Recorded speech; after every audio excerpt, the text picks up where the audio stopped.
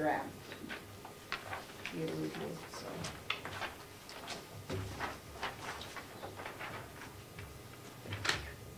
The question came up, I'm sorry, the sheriff left, but that's okay. The question came up at the delegation meeting on Monday regarding uniforms, and they spent probably half an hour or longer discussing uniforms as to who should be reimbursed for uniforms. I asked for the floor and I stated that we have a policy that those people that are not required to wear a uniform on this complex do not get any reimbursements for their uniform, no uniform allowance. The chairman of the subcommittee, of the sheriff's subcommittee, said that she wanted to know the positions, this is non-union now, any of the positions in non-union that would be required to wear a uniform. I took it just the other way around, but anyway. So I asked Robin if she would come up with a policy that would cover those positions in non-union that are required to wear a uniform that would qualify as being having a uniform allowance. And you've come up with a draft. You want to explain the draft? Well, it basically states what you said. It's any Carroll County employee required to wear a uniform for the performance of their job will be reimbursed in accordance with their facility's reimbursement policy. This is to include any non-union positions such as sergeants, lieutenants, captains, and superintendents that are required to wear a specific uniform as a part of their dress code for their job. All other county employees that are not required to wear a uniform for their position will not be granted the yearly reimbursement stipend. When you put in the second paragraph, it's kind of, that, to me, seems to limit those people. My question then goes back to maintenance. Such as? Go ahead. The maintenance people. We have in the past given them a stipend for their boots. And that's up for you to say. Okay. If I'm missing somebody within here that yeah, I don't know gets a... Well, I don't think it's not missing if you just went with paragraph 1. It is missing when you add a paragraph 2. Okay. Do you understand? I know what you're saying. Yeah. So I don't know whether we want to just put in and maintenance people or something to that. But once you start limiting it, then you put a cap on who can. But we had the discussion. With that said, I tried to explain that with the chairman of the subcommittee, and she said, I would like to know the positions of non-union people that are required to wear it, campus-wide. Then we'll have to then put in. So then we have to put in all those that are required to wear a uniform. I know you suggested such as sergeants, lieutenants, captains, and superintendents. And in here is also lieutenants, meaning there's always been an issue with the sheriff's department that the lieutenant, at least it's been brought up, that he's not covered under the union, and nowhere else in the budget a uniform allowance is made. So he falls into a special category. So doesn't the superintendent of the jail, the captain of the jail. I think the issue now comes down to who else that is non-union that may have a uniform allowance. I think we should make sure before we put it in stone that we have covered everybody. Oh, you're saying the farm has... Yeah. Is it maintenance? You're on the subcommittee for the farm. The water In the past, we have had $100 given to each of the members of the farm crew for boots now and a jacket, all-weather jacket, because they're out in the weather and they have the reflective stuff on them and so forth. One of the functions that the jail people do is they go to all the water customers down in the village to read the meters. Not the jail, the farm people. The farm, what did I say? Jail. Jail, okay. one of the things came up a long time ago was that they should be identified with some type of clothing, because people down there see somebody walking in their backyard, maybe it's a peeping Tom, maybe it's somebody else. So the question then came, well, how can we identify those people so that they do have a jacket or something on that would identify them as in the water department, and they're there to read the meters, just like other people that are doing reading meters for public service in New Hampshire and so forth. Mr. Chairman, I think you make it too complicated. It's two issues. Number one, the uniform allowance is a personal allowance for buying a uniform. What you're speaking of is clothing that ought to be purchased by the county, kept in the farm office, and when they go down to you to inspect it, then they put on this jacket. You're absolutely right, they should be identified, but that's not something when they leave they can take with them. That should be belonging to the county. I think that's true for the sheriff's department. They leave their uniform. It's true for the jail. They leave their uniform.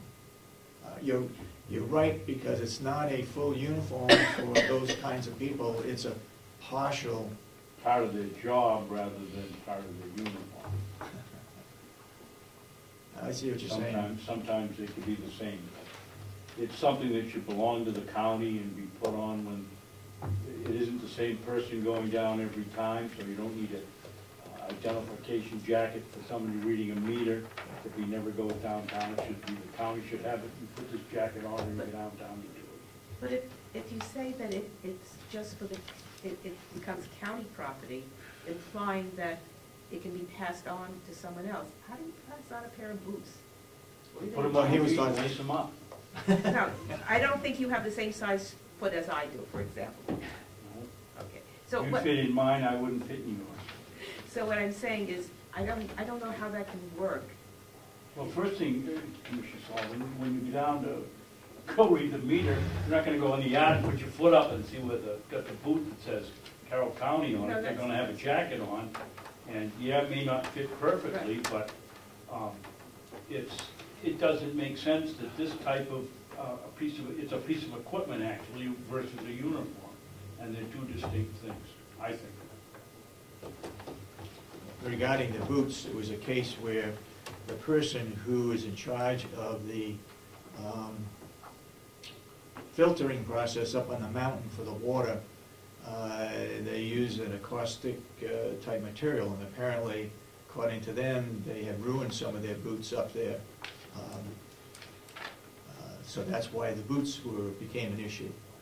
I know some people feel that the farm should not get any kind of a uniform allowance.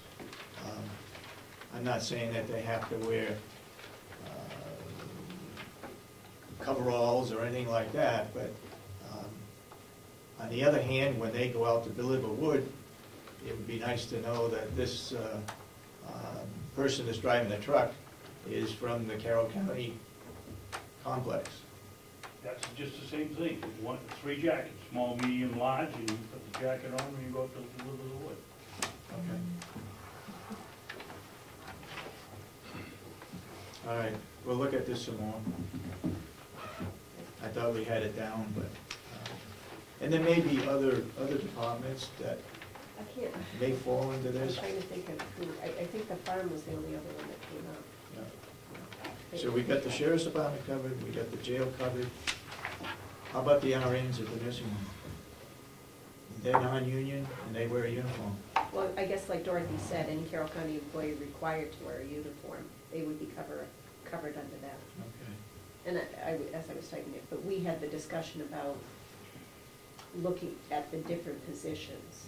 So we need to either decide we take that second paragraph out and leave just as it is. Just the word required should be sufficient.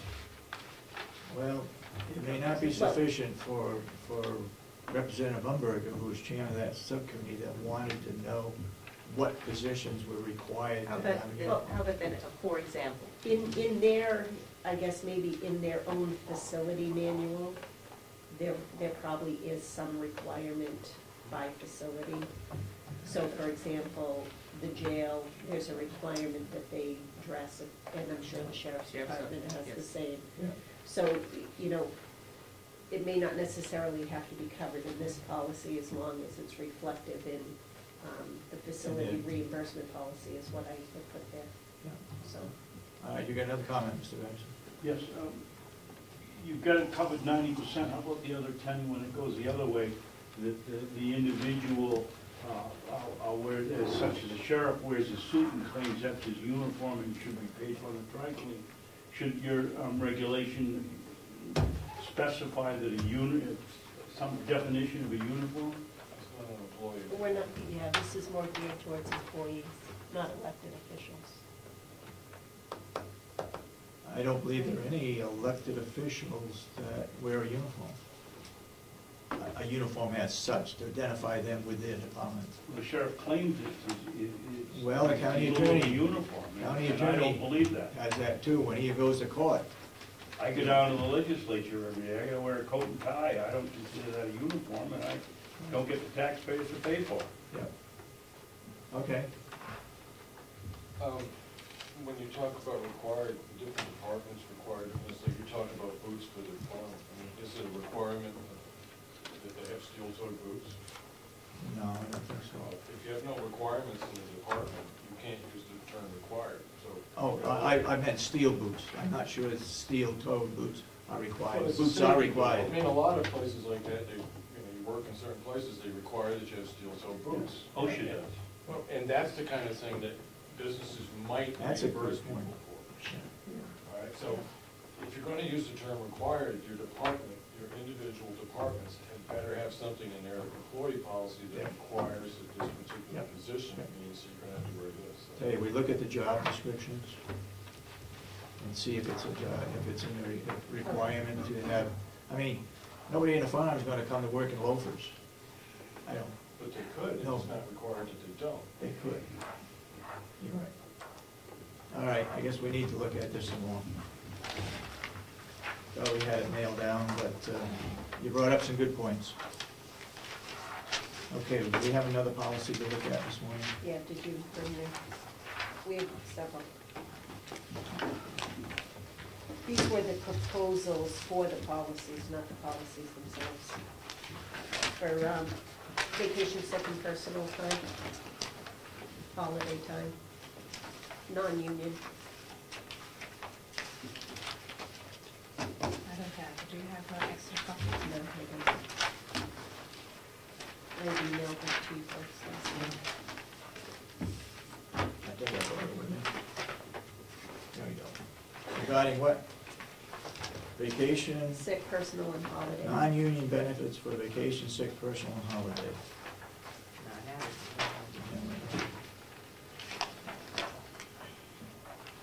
Okay, what are we saying?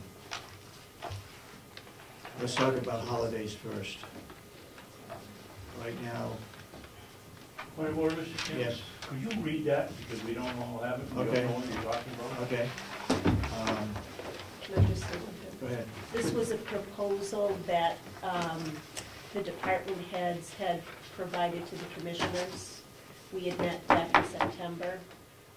It included registry of deeds, included the county attorney's office. It was for non-union employees. About what? About Vacation? vacation, sick, personal, and holiday time. We have guidelines that we follow, but it's not in writing. We need this written down in a manual, and we need it in writing. So this is what was proposed. Okay. And the idea was to try to make it uniform on the whole complex and not have the jail have an extra day or whatever. So trying to make it all uniform so it's easy to understand. I'm sure it'll get complicated, but go ahead. For holidays. Holidays, we will recognize 13 paid holidays for non-union employees. Understanding that the county attorney's office and registry of deeds goes by the court holiday schedule, each department will not exceed 13 paid holidays per year, which is our current practice. Okay. County attorney's office and registry of deeds will follow the court holiday schedule with 12 holidays and allotted one floating holiday for a total of 13. All other non-union county employees will have 11 holidays and allotted 2 floating holidays for a total of 13. Holidays must be used within the calendar year and will not roll over to the following year. If the holiday falls on an employee's approved vacation or paid leave, the holiday will not be charged against vacation or leave time. So that was number 1. That is our current practice. Vacation time, this is our current practice as well. Employees who are regularly employed at 40 hours per week shall be entitled to vacation time at an employee's regular rate of pay based on the following schedule. Each vacation day earned is based on an accrual factor which will total the number of days earned within a year. Time is accrued each biweekly pay period. What we do now is years of service. So if you work 0 to 5 years for the county, you get 10 days. And the max you can carry is 15 days. So, Wait a minute.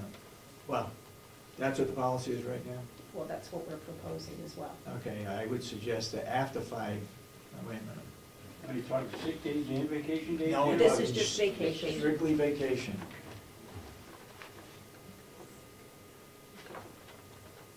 I have a problem giving 10 days vacation if they've only been here a year.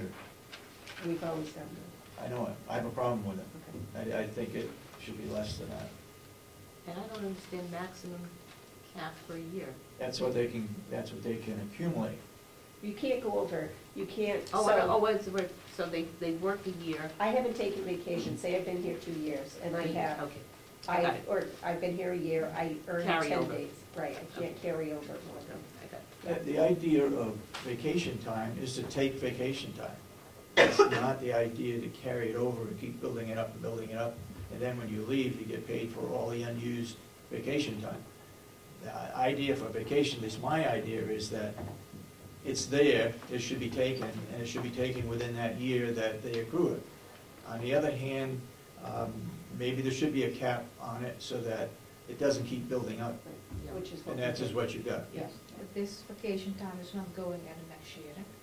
You can carry up to Oh, 50. you can carry that. Up to 50 Up to days. these days. Oh, okay. Can I, Yeah, go ahead. For clarification, is that 2 weeks?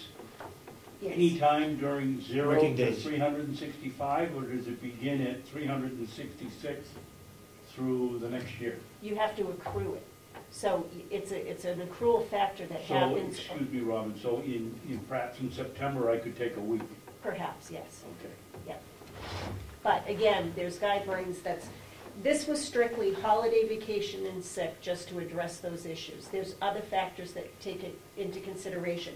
You're a probationary employee. You cannot start utilizing that time with it until after 6 months of employment. When you come off. But you vacation. can, You accrue is it. that right to ask a question, Yeah, Mr. yeah. Chair?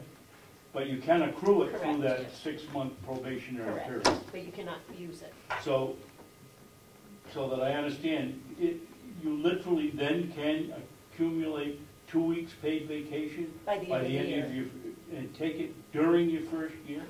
You gotta have accrue to it. have it to take it.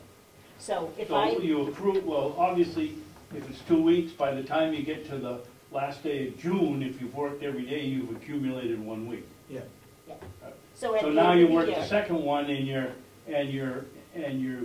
you've taken your 1 week paid vacation that you've gotten for the first 6 months, you're owed another one. Does that other one come up in the second year so that you now get 3 weeks in the second year, or? no, what would happen, if I take say I accrue at the end of December, I have 2 weeks vacation accrued on the books. The beginning of January, I take a week. Okay. I can accrue another 2 weeks. I cannot accrue any more than 15 days, So you accrue the next 2, but I can't. so you're forcing an employee basically to take Take vacation. 1 week's vacation his first year, and 2 with a hangover into the third year, because that's the only way to work out if they take all their vacation time. And which is what these folks are encouraging employees to do. Yeah. They want them to be able to take their time. Isn't it possible to take the full 2 weeks your first year? That was At what I the was end of the asking. year. At the end of the year. At the- At the end of the year, Right. once you've accrued it. Exactly. Yeah, you Well, can't at the end of take the it. year, meaning December. Yeah, If they were hired in first of January. assuming they were hired. Right. Whatever their calendar Yeah, year. you can't, we don't upfront load vacation time on, you have to accrue it as you work. This is where it's confusing, Mr. Chairman, and I had the same question as to Mr. Coleman. You obviously accrue 1 week in the first 6 First months, 6 the way the months. system works. Now you go through the second 26 weeks, you cannot take that one, you could take a portion of that, I would assume, in December, because you haven't quite finished the year, but you put in Whatever you have accrued. 5.5 months. So you could have 8 vacation days your first year, and by the time you finish the year, now you've accrued the other 2, so you begin the following year with being owed 2 plus the ones you're gonna accrue in that year, is that correct? I think that's right. Yeah. I see what your problem is. You're always behind. Except if you work, is it possible to work more than the 40 hours? It's possible, but we don't allow overtime for, there's only certain departments that do. Overtime is not included on time accrued. Correct. Oh, okay. Well, that was my next question. No, That's where I was going with that. on any of our, Is that true of all union contracts and non-union contracts in the town? I don't know about the union contract. I think it is, but I have to double check. Have to look at it. Certainly that'd be worth looking at, because if you pay double time and a half, and then accrue more vacation time, seems to me you ought to get either one of the 2 of those benefits, but not both. It's not, I shouldn't say that, it's not overtime, it's something else. I can give you the verbiage next week, but it's not the overtime. Well, can I go back? Because I Yeah, lost go ahead. totally what something. Can we just write down the issues? So what did you have an issue with? So I can just, I think I have an issue, and I don't know if anybody else has it, but after 16 years of service, up to 20, you can take 25 days. That's a whole month. So now we're working, Oh, that's a month and a quarter. it's a working day. Right. There's 5 of those in a month, and there's 5 of those in 25, so that's 5 weeks paid vacation. Yeah, yep. Or a month and a quarter. but I will state that we tried to keep this consistent across the board True. with what you did for your unions, The union contracts, yeah. which is the current practice right now. Okay. Go ahead, move on then. If one employee separates employment, they will get the full amount of vacation time that they have accumulated in their vacation bank that is not used. But there's a cap on it. Separate. Is this 30 also? days, the maximum that they could ever receive. Correct. All right, anybody in the public got any questions on vacation time? I hope we ironed that out. Okay, let's look at sick and personal time. All right, I'm just gonna explain this briefly. We get 12 days of sick leave per year. What the group had looked at was, and this came up in the county attorney's office, we tried to determine, you know, really what is sick leave versus what is personal time. So we're not getting any more days, but what this committee was looking at was saying we can use either all 12 for sick days, or use six of them for personal time. Because the county attorney felt that he in his office, having somebody say, you know, I need to take a personal day to do such and such, you know, get your car fixed or whatever. Let's just use that for an example. instead of forcing an employee to call in sick and taking a sick day. You know, being true to what the day really was. I need a personal day to do personal matters or whatever. So we're not getting any more days. The proposal is still, we have 12 days, but we can use them as either 6 of them for personal use, or we could use all 12 as sick. Must you opt for a personal day beforehand, or can you call at the last minute and say, I need a personal day? It would be both. I mean, you could say on such and such a date, you know you're not going for a doctor's appointment, you know you don't have a medical Yeah, I thing just want to going know on. if you have an emergency, can you call for a 24, person? yes, yeah, we would mimic that. That's not written in here, but some of what we do in the other contracts and the other employee manuals will filter that in. Go ahead, Mr. Benson. 2 questions. Let's take the tough one first. What's the difference between a personal day and a vacation day? In the old days, you had to take a vacation day if you wanted to do something. A personal day could be this opening of the hunting season and I'm taking off, and then truly that's a vacation day. Isn't there a limitation on personal days? Now there is, yes. But it's not, you're not adding more days. You know, it's the same amount of days. They just wanted to be, this committee wanted to be specific as to what the employee was taking the day for. I know what you're saying. I understand what Mr. Bassett My is other saying. question is, when you're taking these personal days or their sick days, are you accruing vacation time on those? Because that's dead wrong. Right, we shouldn't be accruing time if you're taking time off. Are we? That's not a work day. I mean, they're not working. If they're physically working, then they would get accrued, but if they're on vacation. Well, how do you, we got in this new system that tells them everybody's working, but before that, how did we determine whether somebody comes in and says, well, I worked 6 months this year, and I've now accrued a week's vacation, and if nobody remembers that 6 of those were vacation, 6 days, and 6 of those were personal days, the person still gets their week's vacation. How do you keep track of this?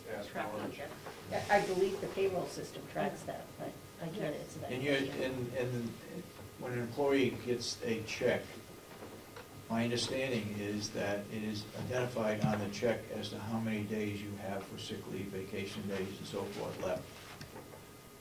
We are investigating people who have not accrued sick days, but are taking them.